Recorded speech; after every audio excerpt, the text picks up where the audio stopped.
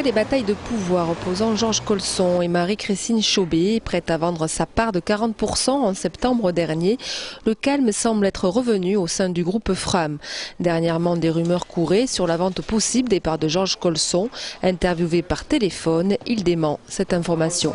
Si un jour les actionnaires principaux décidaient de passer la main, ils le feraient sûrement d'un commun accord et dans un cadre de pérennité, de prévoir la pérennité de l'entreprise, de prévoir son maintien dans cette région toulousaine qui nous a vu naître et qui nous a vu vivre. Mais je n'ai jamais déclaré que j'étais prêt ni décidé à vendre. Le troisième tour, opérateur français qui réalise en moyenne 450 millions d'euros par an, n'échappe pas à la crise. Depuis le mois d'octobre, l'activité est en retrait de 15%.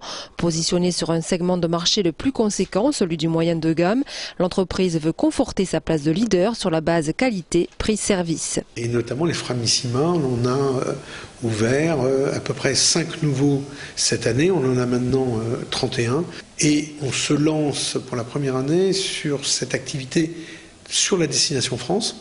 Les engagements aériens du groupe ont reculé de 8%, ce qui ne l'empêche pas de rester offensif. Dans sa politique d'investissement par exemple, avec 25 millions d'euros prévus pour un produit exclusif à Marrakech ou encore avec le rachat de la société Plein Vent en vue de renforcer ses parts de marché en France.